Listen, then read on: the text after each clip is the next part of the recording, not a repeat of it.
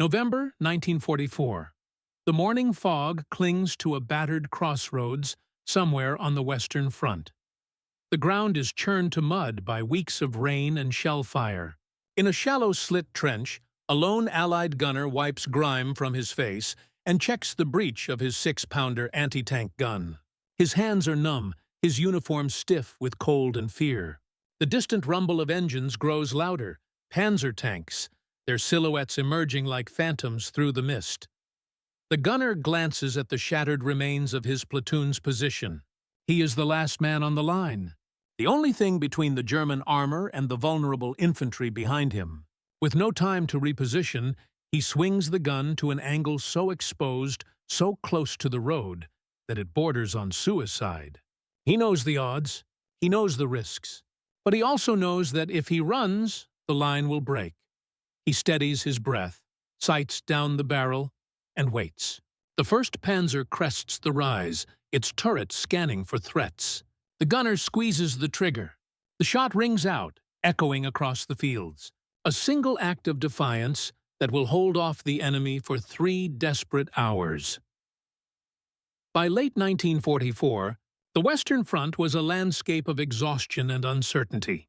The Allies had broken out from Normandy and pushed through France, but the war was far from over.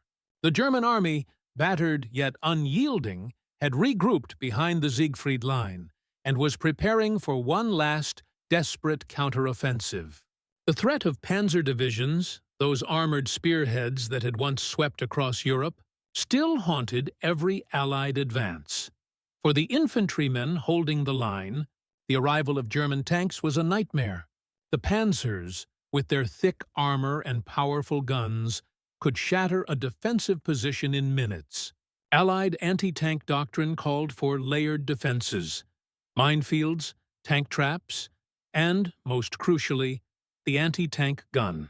These weapons, 6-pounders, 17-pounders, and American 57mm guns, were the last line of defense, manned by crews who knew that their survival depended on nerves of steel and a steady aim. The training of an anti-tank gunner was rigorous. Recruits learned to judge distance, calculate angles, and read the terrain for the best possible shot. They drilled in camouflage and concealment, knowing that their gun was a prime target for enemy fire. The doctrine was clear: fire from cover, change position after every shot, and never let the enemy get a clear line of sight. But doctrine often collided with reality. In the chaos of battle, positions were overrun, guns were knocked out, and crews were forced to improvise. The psychological toll was immense. Anti-tank gunners lived with the knowledge that they were the first, and often the last, line of defense against the enemy's most feared weapon. They watched as friends were killed or wounded, as their guns were destroyed by direct hits or overrun by infantry. The pressure to hold, to buy time for the rest of the unit to escape or regroup, was relentless. The German Panzer divisions, for their part, were still a formidable force. The Panther and Tiger tanks, with their sloped armor and high-velocity guns, could shrug off most Allied shells at long range. Their crews were veterans, skilled in maneuver and attack, and they knew how to exploit any weakness in the Allied line. The sight of a Panzer advancing through the mist was enough to send a chill through even the most seasoned defender. In this environment, the actions of a single gunner could make the difference between survival and disaster. The decision to hold at a suicidal angle, to expose oneself for a better shot, to stand fast when every instinct screamed to run, was a gamble with everything at stake. It was a choice born of desperation, courage, and the unbreakable bond between a soldier and his comrades. The stage was set for a confrontation that would test the limits of endurance and the meaning of sacrifice on the mechanized battlefields of World War II. The crossroads where the gunner made his stand was not chosen by design but by necessity. The previous night, his unit had been ordered to hold the position at all costs. The ground was muddy, the fields pockmarked by shell craters, and the hedgerows offered little cover. The anti-tank gun had been hastily emplaced at the edge of a shallow ditch, its field of fire limited by the terrain and the wreckage of earlier fighting. The gunner's unit was a mix of British and American infantry, supported by a handful of engineers and a single anti-tank crew. They had been battered by days of artillery fire and probing attacks. Supplies were low, and morale was fraying. The threat of a major German assault loomed over every conversation. Patrols reported the movement of armor in the woods to the east, Panzer Fees and Panthers, supported by half-tracks and infantry. The events leading up to the Panzer assault were a blur of confusion and urgency. Orders were relayed by runners, radios crackled with static, and the sound of tank engines grew louder with each passing hour. The gunner, a corporal with months of frontline experience, knew that his position was dangerously exposed. The gun's angle was all wrong for a textbook defense. It was set almost perpendicular to the road, offering a clear shot at the enemy's flank, but leaving the crew vulnerable to return fire. There was no time to reposition. The mud was too deep, the gun too heavy, and the enemy too close. The corporal made a fateful decision. He would hold at the suicidal angle, trusting his aim and the element of surprise. He briefed his loader and spotter, checked the ammunition, and waited. The rest of the unit dug in behind him, knowing that their fate depended on the gunner's ability to hold the line. The German attack began at dawn. The Panzers advanced in formation, their turrets scanning for threats. Infantry followed in their wake, ready to exploit any breach. The first tank crested the rise, its silhouette framed against the gray sky. The gunner fired, the shot ringing out across the fields. The shell struck the lead Panzer's side armor, sending up a plume of smoke and flame. The column halted, confusion rippling through the German ranks. For the next 3 hours, the gunner fought a running battle against overwhelming odds. He shifted fire from target to target, using every shell to maximum effect. The suicidal angle exposed him to enemy fire, but it also allowed him to hit the Panzers where they were most vulnerable. The loader worked furiously, feeding shells into the breach as fast as his hands could move. The spotter called out targets, his voice hoarse from shouting over the din. The terrain became a killing ground. Disabled tanks blocked the road, burning fiercely. German infantry tried to flank the position, but were driven back by rifle and machine gun fire from the supporting infantry. The gunner's position was hit repeatedly by shrapnel and small arms, but he held fast, refusing to abandon his post. As the hours dragged on, the gunner's world narrowed to the sights of his gun and the rhythm of loading and firing. He was dimly aware of the chaos around him, the cries of the wounded, the shouts of orders, the roar of engines, but his focus never wavered. The suicidal angle became his lifeline, the only thing standing between his unit and destruction. By the time the German assault finally broke off, the crossroads was a scene of devastation. Burning tanks littered the fields, and the ground was churned to mud and blood. The gunner's position was battered but unbroken. His actions had bought precious time for his unit to regroup and for reinforcements to arrive. The legend of the suicidal angle would spread quickly through the ranks, a story of courage and desperation that captured the imagination of all who heard it. For the gunner and his comrades, it was a day that would never be forgotten, a testament to the power of a single act of defiance in the face of overwhelming odds. The man behind the gun was not a hero by choice. He was a farm boy from Yorkshire, or a mechanic from Ohio, one of thousands who answered the call when war swept across Europe. His training was thorough but brief. He learned to judge distance by eye, to read the ground for cover, and to trust the cold logic of mathematics when calculating angles and trajectories. The anti-tank gun was his world, a machine of steel and recoil, its purpose simple and brutal. But no amount of training could prepare a man for the reality of facing a Panzer head-on. The psychological toll was immense. Every engagement was a test of nerve. The gunner knew that he was the first target for enemy tanks and infantry.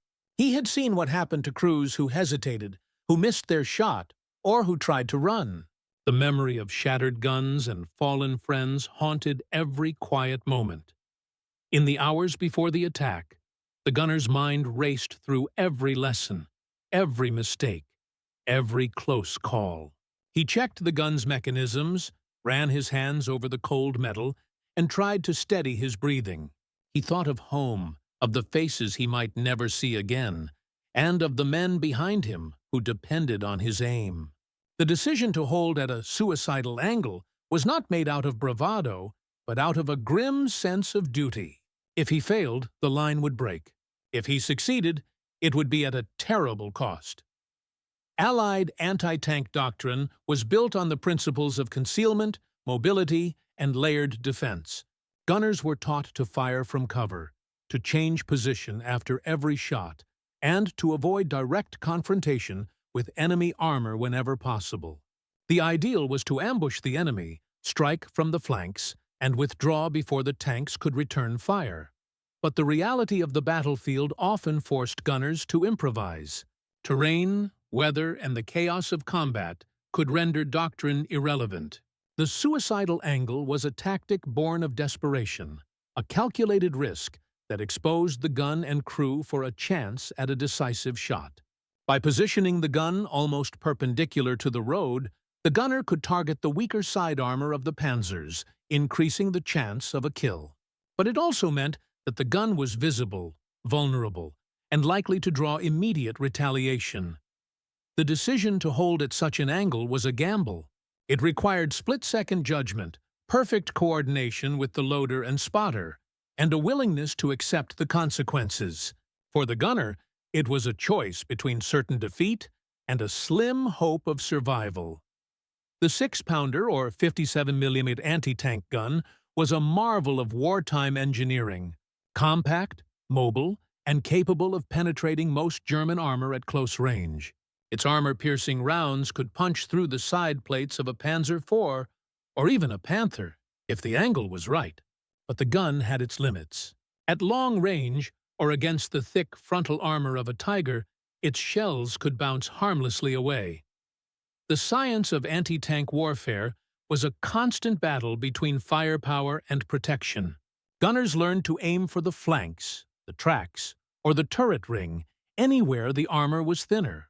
They understood the physics of ricochet, the importance of angle, and the split-second timing required to hit a moving target. The suicidal angle exploited these principles, trading safety for a better shot at the enemy's vulnerable spots. The gunner's knowledge of his weapon was intimate. He knew the sound of a clean shot, the feel of a jammed breech, the smell of cordite in the air.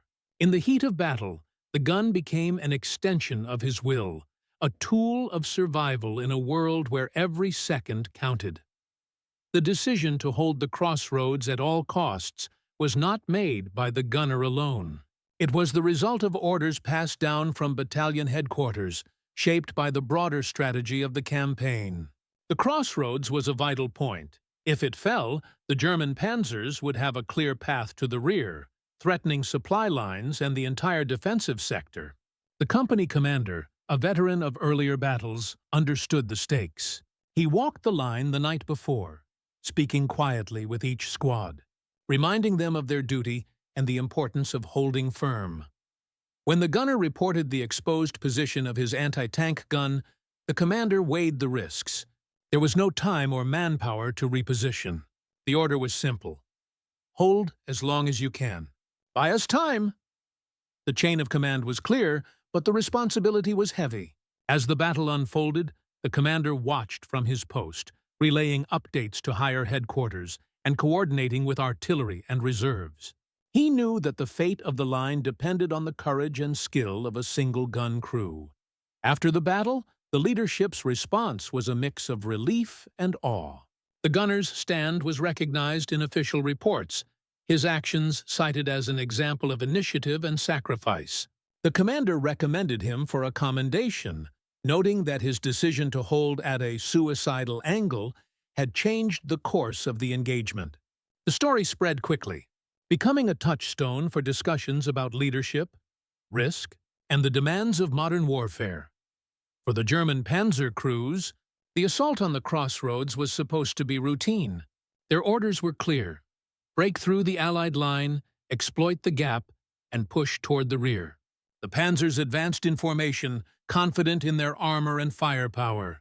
They expected resistance, but not the kind of stubborn, close-range defense they encountered.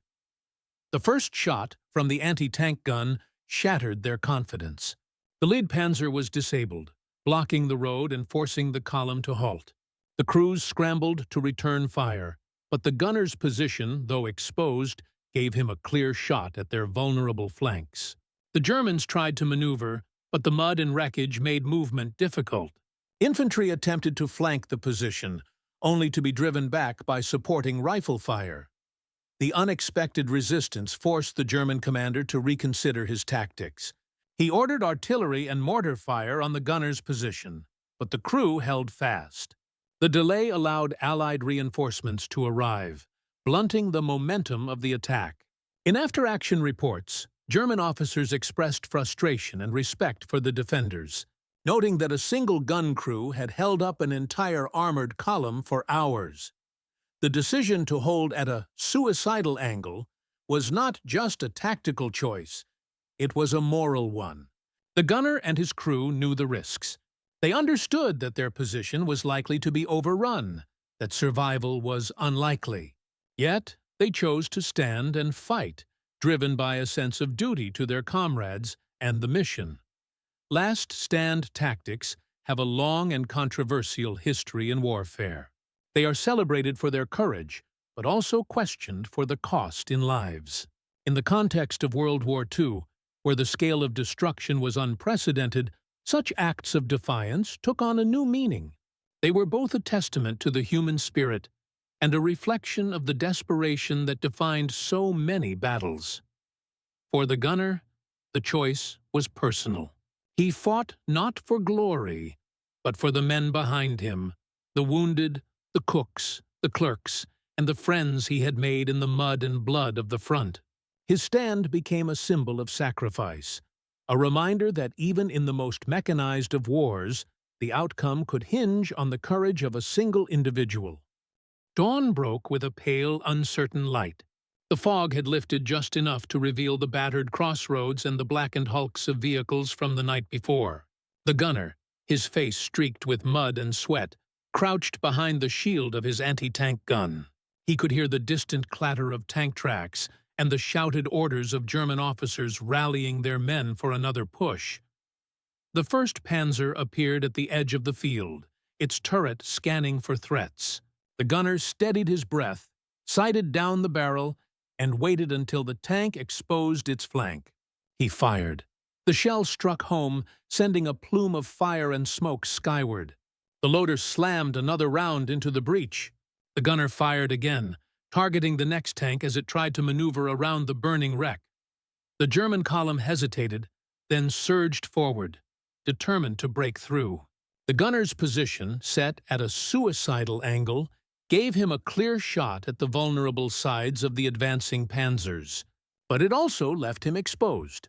Machine gun fire raked the ground around him, and shrapnel from near misses peppered his uniform. Still, he held his ground, working in perfect rhythm with his loader and spotter. For 3 hours, the battle raged. The gunner shifted fire from tank to tank, using every shell with deadly precision. The loader's hands bled from handling hot metal, but he never faltered. The spotter called out targets, his voice hoarse from shouting over the roar of engines and explosions. The gun's barrel glowed red-hot, and the recoil battered the crew with every shot. German infantry tried to flank the position, but were driven back by supporting rifle fire from the remnants of the Allied line. The gunner's world narrowed to the sights of his weapon and the rhythm of loading and firing. He was dimly aware of the chaos around him, the cries of the wounded, the shouts of orders, the acrid smell of burning fuel, but his focus never wavered. The Panzers pressed the attack, but the narrow road and the wreckage of disabled tanks slowed their advance. The gunner exploited every opportunity, targeting the tracks and turrets of the enemy armor. Each kill bought precious minutes for the rest of the unit to regroup and for reinforcements to arrive. As the sun climbed higher, the German assault began to falter. The lead tanks were burning, the road was blocked, and the infantry had suffered heavy losses. The German commander, realizing that the element of surprise was lost and that his forces were taking unsustainable casualties, ordered a withdrawal. The gunner slumped behind his weapon, exhausted and deafened by the noise. His loader collapsed beside him, hands shaking from adrenaline and fatigue. The spotter scanned the field, confirming that the enemy was pulling back. The battered Allied position had held. Word of the stand spread quickly through the ranks. Officers and men alike came to see the gunner's position, to count the wrecks and marvel at the courage it had taken to hold at such an exposed angle. The company commander, his voice thick with emotion, thanked the crew for their sacrifice. The gunner, still in shock, could only nod. The battlefield was a scene of devastation, burning tanks, shattered trees, and the bodies of men who had fought and died for a few hundred yards of ground. But the line had held. The suicidal angle had become a lifeline, a desperate gamble that had paid off against all odds. For the gunner and his crew, the cost was measured in exhaustion, wounds, and the memory of friends lost. But their actions had changed the course of the battle, buying time for reinforcements and saving countless lives. The legend of the stand at the crossroads would grow in the telling, a story of courage and defiance in the face of overwhelming odds. As the smoke cleared and the German assault faltered, the battered crossroads became a testament to the cost and courage of the stand. The gunner, his loader, and the spotter slumped behind the battered shield of their anti-tank gun, barely able to process what they had survived. The ground around them was littered with spent shell casings, splintered wood, and the twisted remains of enemy armor. The air was thick with the acrid stench of burning fuel and scorched earth. The aftermath of the 3-hour defense was a scene of exhaustion and disbelief. Medics moved among the wounded, tending to burns and shrapnel wounds. The gunner's hands were raw and bleeding, his hearing dulled by the constant thunder of his own weapon. The loader, pale and shaking, leaned against the gun carriage, eyes fixed on the smoking hulks of the Panzers they had destroyed. The spotter, voice hoarse, recounted the sequence of shots to anyone who would listen, his words tumbling out in a mixture of pride and shock. Reinforcements arrived as the last echoes of battle faded.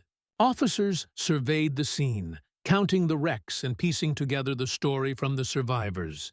The company commander, who had ordered the stand, knelt beside the gunner and gripped his shoulder in silent gratitude.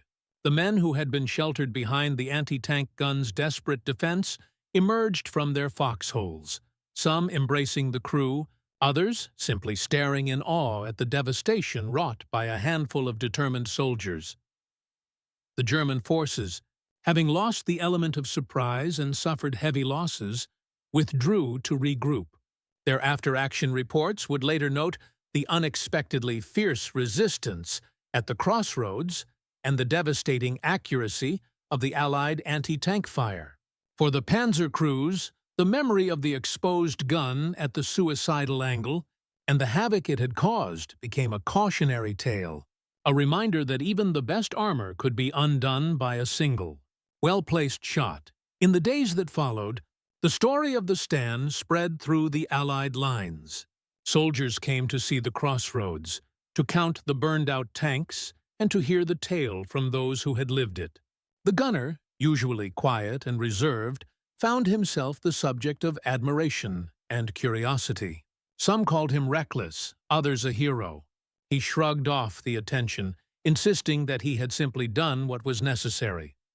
The official reports were more measured. The gunner's actions were cited as a key factor in holding the position and preventing a breakthrough. His decision to hold at a suicidal angle was described as exceptional initiative under extreme duress. The loader and spotter were commended for their discipline and courage. The company as a whole was praised for its resilience and determination. Yet, Beneath the recognition and relief, there was an undercurrent of loss. The cost of the stand was measured not just in destroyed tanks, but in the lives of friends and comrades who had fallen in the mud and smoke.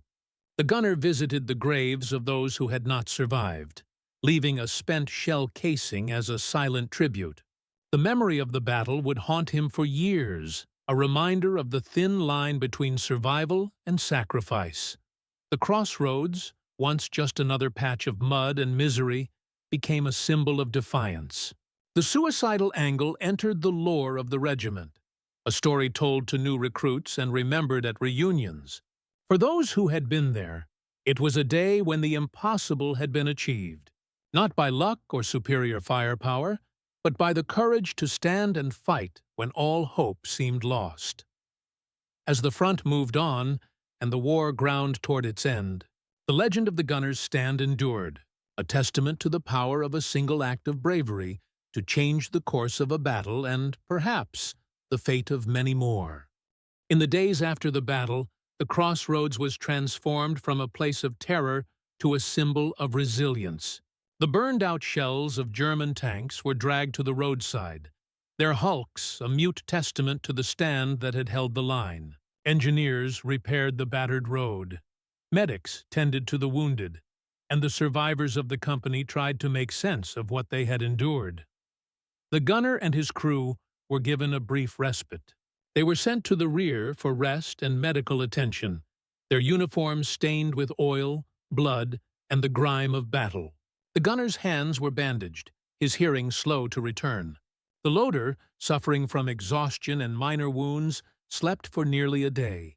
The spotter, still hoarse, wrote a letter home describing the chaos and the pride he felt in his team. Official recognition came quickly. The company commander submitted a detailed report, highlighting the gunner's decision to hold at the suicidal angle and the crew's discipline under fire. The citation described how their actions had delayed the German advance, allowing reinforcements to arrive and preventing a breakthrough that could have unraveled the entire sector. The gunner was recommended for a medal, and his loader and spotter were cited for bravery. Within the unit, the story became legend. New arrivals were shown the crossroads and told of the day when a single gun crew had held off a Panzer assault for 3 hours.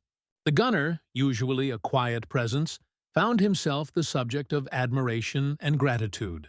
Veterans of the battle would nod in respect when he passed, and younger soldiers listened intently to his account of the fight. The broader impact was felt in subtle ways. Anti-tank doctrine was reviewed and discussed at every level of command.